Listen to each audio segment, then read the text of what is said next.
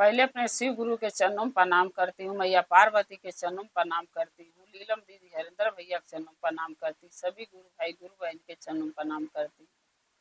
मेरे प्रणाम को स्वीकार कीजिए। गुरु भाई गुरु बहना कथा सुनाने जा रही हूँ। कृपा करके कथा को ध्यान से सुनिएगा। ध्यान से सुनने से ज्ञान मिलता है।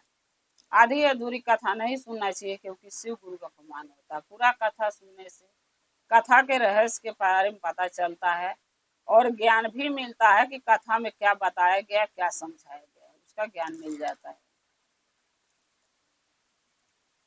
एक गांव में एक धोबी और धोबी दोनों रहते थे। जो धोबी थे वो महादेव के भक्त थे। महादेव का पूजा पाठ, नमः शिवाय नमः शिवाय नमः शिवाय। कपड़े धोते थे धोबी तो भी करते थे, प्रेस करते थे तो भी नमः शिवाय जाप करते थे। हर कोई भी काम करते थे तो नमः शिवाय, राहें भी चलते थे तो नमः शिवाय करते थे। तो जो उनकी पत्नी धोबिन थी, वो हमेशा अपने पति को बोलती रहती थी, यानी धोबी को, कि क्या नमः शिवाय का जाप लगा रखे हो, क्या बोलते रहते हो, नमः शिवाय करने से होता क्या है। तो धोबी बोलते थे कि नमः शिवाय करने से बहुत कुछ होता है। सारा दुख परेशानी कष्ट दूर होता है शरीर का। जो हम अगले जन्म का पाप किए हैं वो कम होता है। इसलिए नमः शिवाय महादेव का जाप है, उसको करना चाहिए। वो कहती थी आप ही करो, मैं नहीं करूंगी, बरबर बरबर करते रहते हो। तो धोबी ने बोला कि एक दिन तू महादेव के जरूर मानेगी। जब कष्ट पड़ेगा तेरे ऊपर तो तू महादेव के एक दिन जरूर याद करेगी। धोबिन बोली जब करूंगी तब करूंगी, अभी तो नहीं करना है ना मुझे, आप करते रहो। ऐसे करते करते दोनों पति पत्नी का जीवन कट रहा था, चल रहा था। एक दिन क्या हुआ कि धोबी और धोबी दोनों कपड़े धोने गए नदी में, घाट पे। कपड़े धोने जब गए तो दोनों मिलके कपड़े धो रहे थे। धोबी कपड़ा पसार रही थी, धोबी धो धो पानी में से दे रहा था। उसी रास्ते से एक राजा गुजरे, उसी गांव के। राजा शादीशुदा नहीं थे, राजा की शादी नहीं हुई थी। राजा ने जब वो धोबिन के देखे तो मोहित हो गए, क्योंकि धोबिन जो थी बहुत खूबसूरत थी। आज जो धोबी था वो सांवला था, थोड़ा काला था। अब राजा ने जब उस धोबिन के देखे तो मोहित हो गए। उनके मन में विचार आया कि इस धोबिन से अगर शादी मैं कर लेता तो मैं इसको रानी बना के रखता। राजा घोड़े से उतरे और धोबी के पास गए। बोले ये तुम्हारी पत्नी है? धोबी बोला हाँ।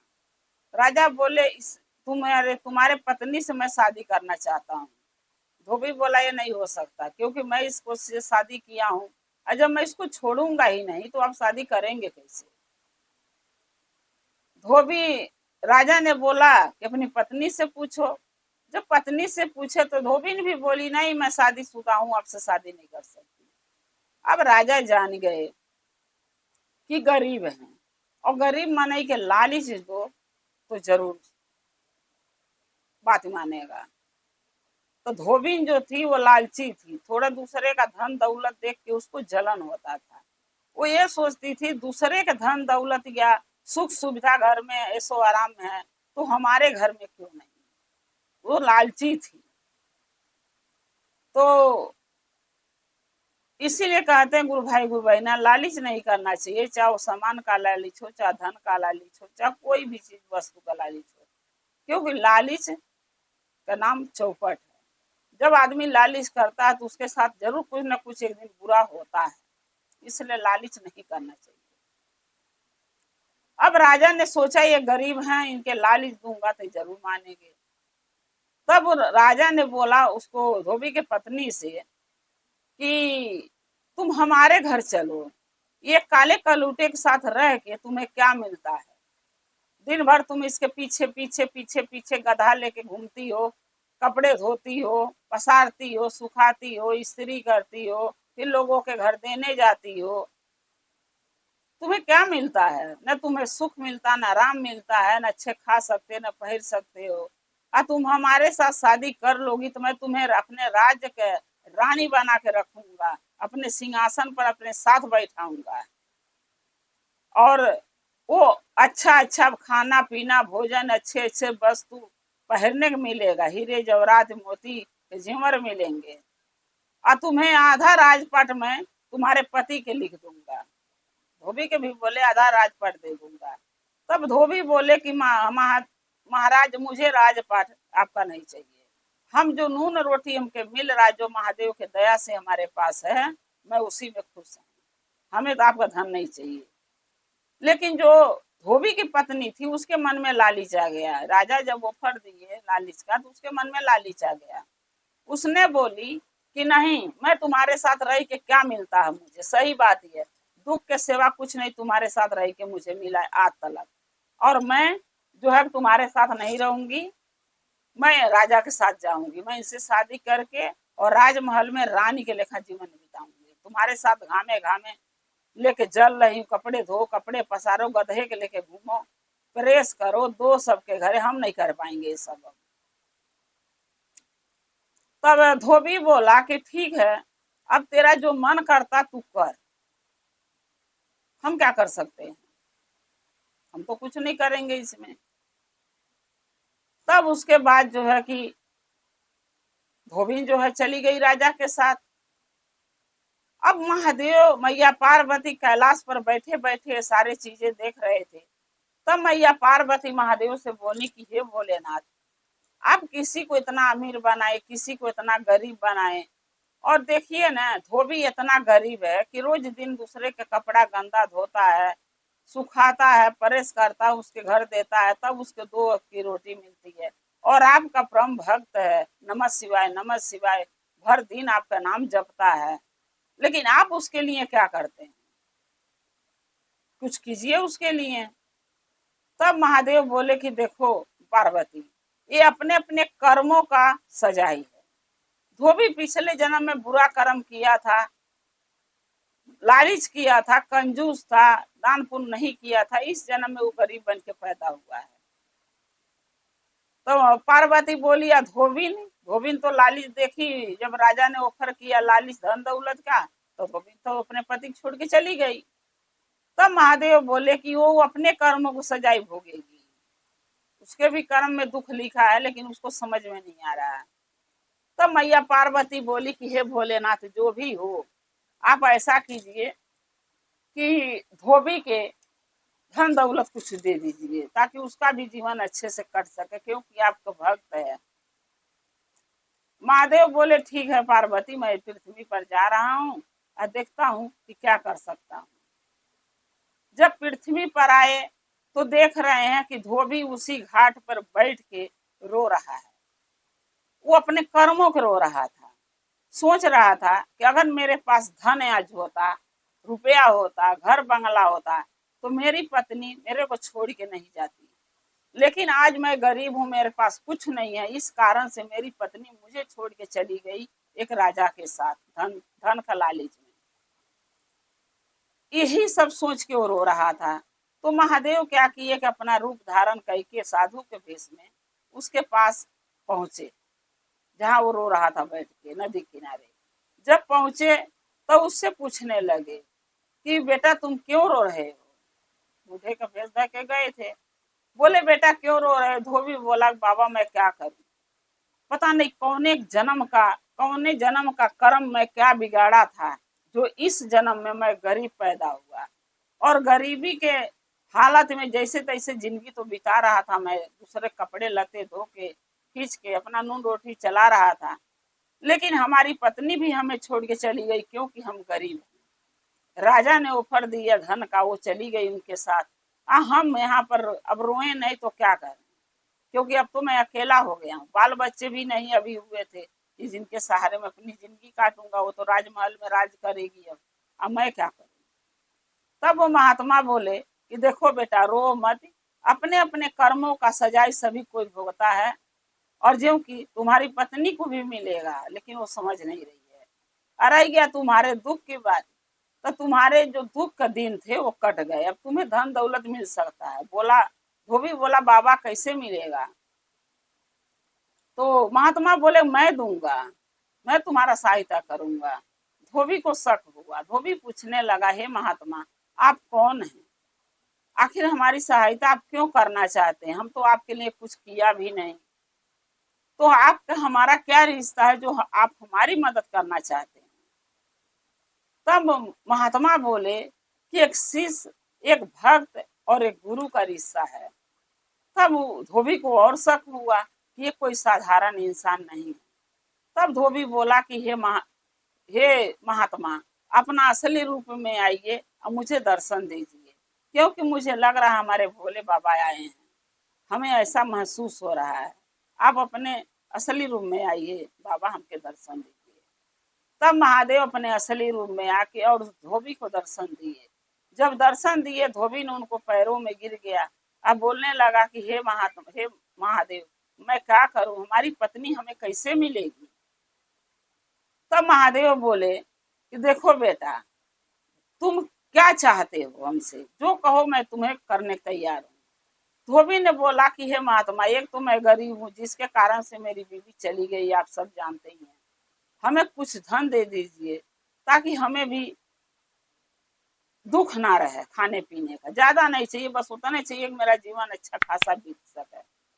और जो हमारी पत्नी हमें छोड़ के धन के लालच में एक राजा के साथ चली गई राजमहल में, उसको सुअर बना दीजिए, ताकि वो सुअर बन जाएगी, तब राजा वैसे उसको लात मार के खदेड़ देगा। महात्मा बोले ठीक है। महात्मा जो थे महादेव, उसको सुअर बना दिए धोबी के पत्नी के। जब राजा अपने द्वार पे गेट पर पहुंचा, दरवान से बोला दरवाजा खोलो। जब सब दरवाजा खोले, तब राजा बोलने लगा कि देख नहीं रहे हो, मैं तुम्हारे रानी के लेके आया हूँ, और तुम लोग कहाँ थे कि दरवाजा खोलने में ना टाइम लगा दिए। जब जो वहां पर जो गार्ड थे, जो सिपाही थे, वो देखे तो पीछे कौन बैठा? रानी नहीं है, एक सुअर बैठी है। तब वो बोल रहे हैं सारे दरबान, अरे महाराज, ये तो आप सुअर लेके आए हैं, आप कहते हैं रानी लेके आया हूँ, आपके पीछे सुअर बैठी है।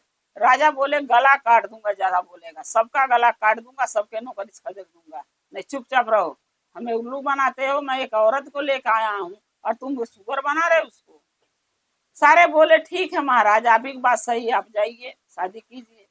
जब अंदर लगे राजा जाने, तो वहां जितने दास दासियां थे सब लगे कहने, महाराज ये क्या लेकर आए हैं? कह रहे हैं मैं एक रानी के लिए आया हूँ और शादी इससे करूंगा और तुम्हारी रानी बन जाएगी, अपने राज सिंहासन पर मैं बैठाऊंगा इसके साथ। सब बोलने लगे दास दासिया कि एक सुअर के अपना रानी बनाएंगे महाराज। राजा गुस्सा हो गया। एक दासी उसमें से बोली, राजा गुस्सा मत होइए, आपके जो सजाई मुझे देना आप दे दीजिए, लेकिन ये देखिए अपने पीछे एक बार घूम के देख के फिर आप निर्णय कीजिएगा कि हमारी दोष है कि नहीं। तब राजा जब घूम के पीछे देख रहे हैं, तो क्या देख रहे हैं कि एक सुअर बैठी है। अब राजा सुअर का भयानक सुअर देख के राजा ने लात मारा, सुअर नीचे गिर गई और उसको मार के खदेड़वा दिए। बोले इसको बाहर खदेड़ के आओ। अब राजा तो अपने दरबार में चले गए राजमहल में। अब वो जो धोबी की पत्नी थी, जो सुअर बन गई थी, वो फिर लौट के धोबी के घर आई। धोबी के घर आई तो देख रही है धोबी का घर मकान सब बन गया है, धन दौलत रुपया पैसा हर सुख सुविधा का सामान धोबी के घर हो गया, जो महादेव को दया है, जो महादेव दिए थे। अब धोबिन जो सुअर बनी थी, वो अपने पति के यानी धोबी के घर के आगे पीछे ही घूमा, कहीं जा नहीं। और जहां जहां धोबी जा कपड़ा वपड़ा लेके धोने पीछने, धोबी धन मिल गया लेकिन अपना नौकरी अपना कर्म नहीं छोड़ा। जहां जहां कपड़ा धोने के लेके जा, कपड़ा लता देने धोने, तहां पीछे पीछे जा। कुछ न कुछ अपने भाषा में वो बोले कि हमारी गलती माफ कर दो, हमें क्षमा कर दो, हमें अपना लो। लेकिन ये बात धोबी नहीं समझता था। अब एक इंसान एक जानवर की बात क्या समझेगा? कोई नहीं समझेगा।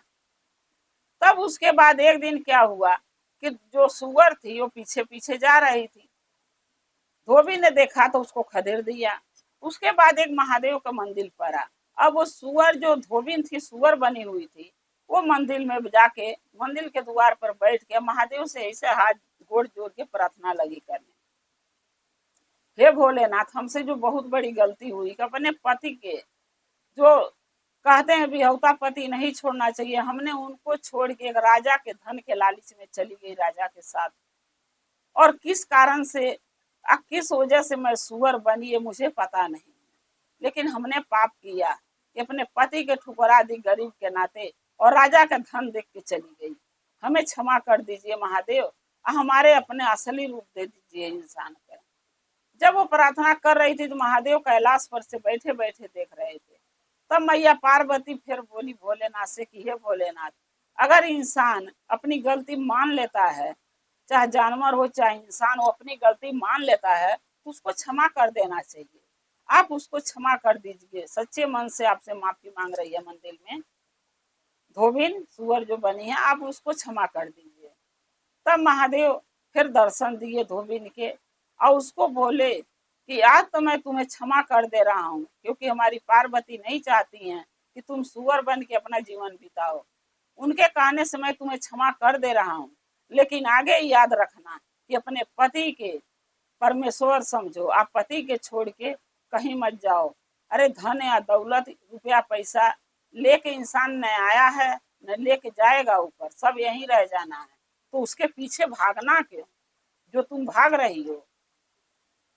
तब वो जो थी धोबी की पत्नी थी, तब वो बोली कि हे भोलेनाथ, हाथ जोड़ के बोली हे भोलेनाथ, आज से मैं ये गलती नहीं दोहराऊंगी, आप मुझे क्षमा कर दीजिए। हम अपने पति के लगे जा रहे हैं, उनसे भी माफी मांग के उनके साथ अपना चाहे सुख में चाहे दुख में जैसा भी होगा उनके साथ जीवन बिताऊंगी। किसी के साथ नहीं जाऊंगी, किसी के धन के लालच में आज से नहीं पड़ूंगी, हमें माफ कर दीजिए। महादेव उसके आशीर्वाद दे के धोबिन के चले गए। उसको अपनी असली रूप में धोबिन आ गई, सुअर से इंसान बन गई। फिर अपने पति के घर गई, अपने पति से माफी मांगी। धोबी महादेव का भक्त था, बहुत बड़ा उसका दिल था, क्योंकि जो महादेव का भक्त होते हैं, शिष्य शिष्या होते हैं, वो माफ करना जानते हैं। वो माफ कर दिया धोबी ने अपने पत्नी को, और दोनों पति पत्नी अपना जीवन एक साथ बिताने लगे, हंसी खुशी रहने लगे और अपना धंधा नहीं छोड़े। वो अमीर हो गया, धन हो गया, घर द्वार महादेव दे दिए, सब कुछ दे दिए, लेकिन वो अपना रोजी रोटी धोबी नहीं छोड़ा। क्योंकि देखिए गुरु भाई ना कहते हैं धन बढ़े बढ़े तो मन ना बढ़े। अगर धोबी चाहता तो उसका मन बढ़ जाता, हमारे पास क्या चीज की कमी है हम काम करें, तो दूसरे कपड़ा धोए। लेकिन धोबी का सोच ये था कि ये हमारा रोजी रोटी है, एक दिन इसी से मैं रोजी रोटी कमा के खा के अपना जीवन बिताया हूँ, आज मैं इसको छोड़ दूं, धन मिल गया था नहीं, ये हमारा रोजी रोटी है, हमारा कर्म है मेहनत करना और खाना। सो धोबी मेहनत करता रहा, चाहे कुछ भी हुआ, अपना मेहनत करना नहीं छोड़ा। इसीलिए कहते हैं गुरु भाई ना कि जो अपना कर्म है वो करना चाहिए, चाहे वो कमाना हो, गुरु भैया लोग कमाते हैं आदमी लोग, चाहे वो कमाने के लिए अपना कर्म करना हो, चाहे बाल बच्चे पोस के बाल के बड़ा करना हो, चाहे शादी ब्याह करना हो, चाहे घर मकान बनाना हो, चाहे धन दौलत जुटाना हो, हर इंसान अपना कर्म करना है, करना भी चाहिए। लेकिन कर्म करने के साथ साथ बाल बच्चे के लिए करने के साथ साथ महादेव का पूजा भक्ति आराधना चर्चा भजन साथ में नहीं छोड़ना चाहिए। क्योंकि अगर हम 8 घंटा मान लो 12 घंटा का समय हमारे पास अगर है, तो 12 घंटा में अगर 1 घंटा हम महादेव के दे देंगे और 11 घंटा बच्चों के देंगे तो भी कोई दिक्कत नहीं है। क्योंकि कम से कम जीवन तो पूरा हम बच्चों के लिए, अपने पति के लिए, बच्चों के लिए बिता दिए, कमाने में, बनाने में, सृजने में, धरने में। अब तो कुछ समय निकालूं अपने महादेव के लिए, जो सबको निकालना चाहिए। गुरु भाई ना, अगर मेरा ये कथा आपको अच्छा लगा कमेंट में लिख के जरूर भेजिएगा, चैनल को सब्सक्राइब कर लीजिए, जो भी मैं नया नया वीडियो डालती हूँ आपके पास पहुंचती रहे। आप हमारे कथा को ऐसे देखते रहें, अपना प्यार अपना दुलार देते रहें, और हम और आप शिव परिवार से ऐसे ही जुड़े रहें। हर हर महादेव, घर घर महादेव। महादेव के दया और कृपा सदा आप लोग पर बना रहे, शिव गुरु सदा आप लोग के साथ रहे। जय श्री गुरु महादेव।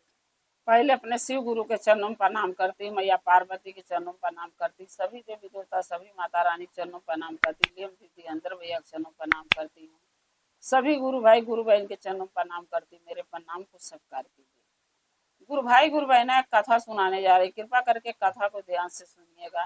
ध्यान से सुनने से ज्ञान मिलता है, आधी अधूरी कथा नहीं सुनना चाहिए, क्योंकि शिव गुरु का अपमान होता है। पूरा कथा सुनने से कथा के रहस्य के बारे में पता चलता और ज्ञान भी मिलता है कि कथा में क्या बताया गया है। इसलिए कथा को हमेशा पूरा सुनना चाहिए।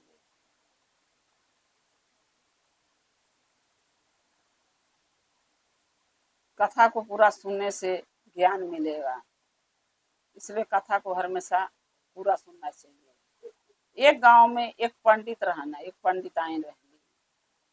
तो जो पंडिताइन थे, और चैनल को सब्सक्राइब कर लीजिएगा कि जो भी मैं नया नया कथा वीडियो डालती हूँ आपके पास पहुंचता रहा। आप हमारे कथा को ऐसे देखते रहे, अपना प्यार देते रहे। एक गांव में एक पंडित थे और पंडिताइन थी। तो जो पंडिताइन थे उनके किस्मत में बाल बच्चे नहीं थे, लेकिन जो पंडिताइन थी वो महादेव का भक्त थी। महादेव का प्रतिदिन दोनों प्राणी मिलके महादेव के मंदिर में जाते थे, जल चढ़ाते थे, पूजा करते थे, आराधना करते थे। लेकिन औलाद मांगते थे, मनो महादेव से कहते थे वे भोलेनाथ हमें भी एक औलाद दे दो। लेकिन वो कहते हैं ना गुरु भाई ना, अगर किस्मत में कोई भी हो, धन नहीं है, औलाद नहीं है, तो कहाँ से मिलेगा। जब है किस्मत में तो एक न एक दिन देर सवेर महादेव जरूर देंगे। प्रतिदिन वो मंदिर में जाते थे, एक लोटा जल चढ़ाते थे, महादेव से पूजा करके, और यही कहते थे। पंडिताइन झोली फैला के यही कहती थी कि हे भोलेनाथ हमारे झोली में औलाद डाल दो। ऐसे करते करते उनकी जिंदगी बीत रहा था। एक दिन क्या हुआ कि नारद जी भ्रमण के लिए निकले थे। भ्रमण करते करते देख रहे हैं कि पार्वती थी, पंडिताइन और पंडित जी दोनों औलाद के लिए मंदिर में आराधना कर रहे हैं। नारद जी जब देखे तो इस चीज देख के सीधा कैलाश गए। कैलाश पर मैया पार्वती और महादेव दोनों जने बैठे थे। नारद गए तो महादेव को शंका हुआ कि नारद कुछ बिना कोई कारण के तो जल्दी आते नहीं है, कोई न कोई तो कारण है। तो महादेव पूछे कि ये नारद बताओ क्या कराया पड़ा जो आपको यहाँ आना पड़ा कैलाश पे।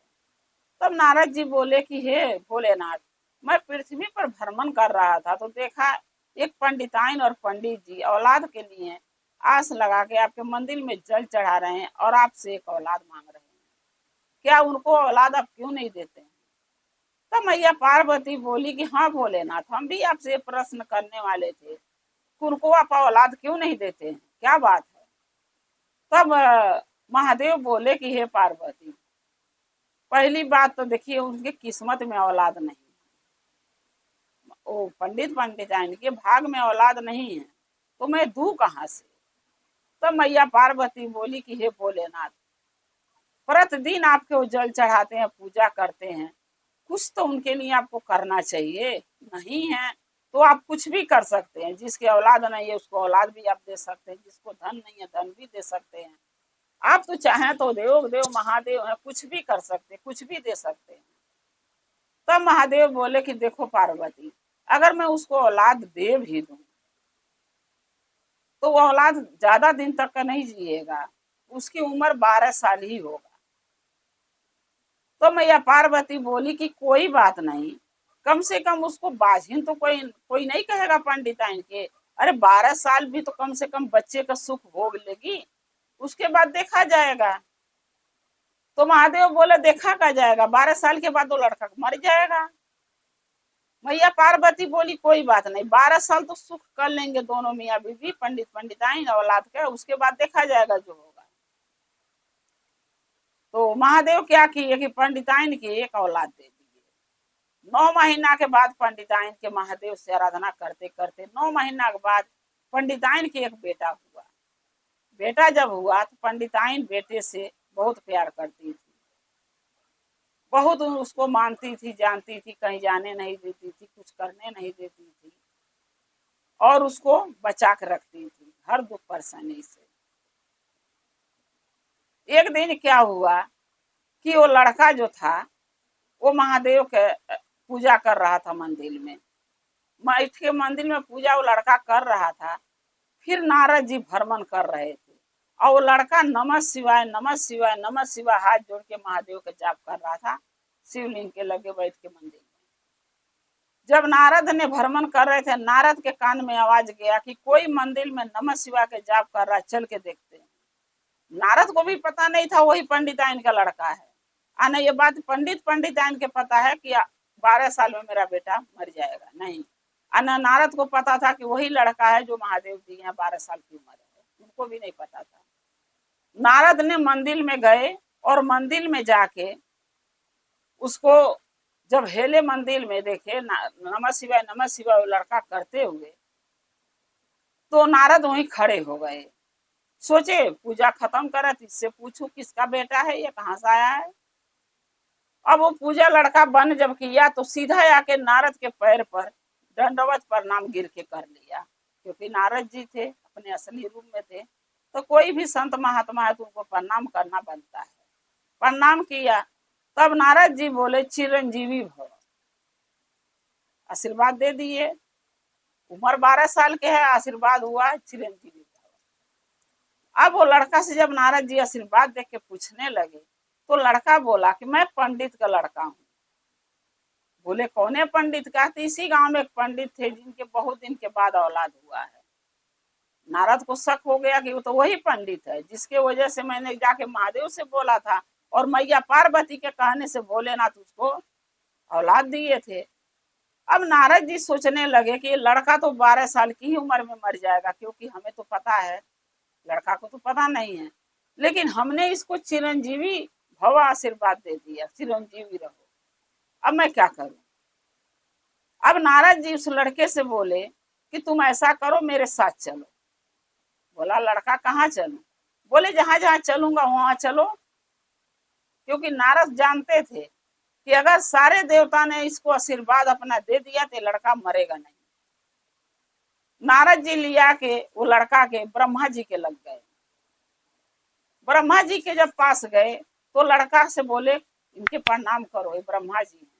लड़का गिर के पेट के भले दंडवत प्रणाम किया और ना उठी। ब्रह्मा जी बोले चिरंजीवी भव। लड़का के फिर चिरंजीवी भव का आशीर्वाद मिल गया। तब नारद जी बोले कि हे ब्रह्मा जी, ये लड़का के उम्र 12 साल है, आपने तो आशीर्वाद चिरंजीवी भव का दे दिया, अब क्या होगा? अब ये लड़का के आप संभालिए, मैं चला। नारद जी लड़का के वहीं छोड़ दिए, ब्रह्मा जी के लगे और अपने चल दिए भ्रमण के लिए। अब नारद जी क्या किए, अरे ब्रह्मा जी क्या किए, सोचने लगे कि लड़का के लेके मैं अब कहाँ जाऊं। तो ब्रह्मा जी उस लड़का के लेके विष्णु जी के पास पहुंचे। जब विष्णु जी के पास पहुंचे तो लड़का से बोले कि लड़का बच्चा, इनको प्रणाम करो, ये विष्णु भगवान है। लड़का फिर पेट के भले गिर के दंडवत प्रणाम किया। विष्णु भगवान बोले चिरंजीवी भव।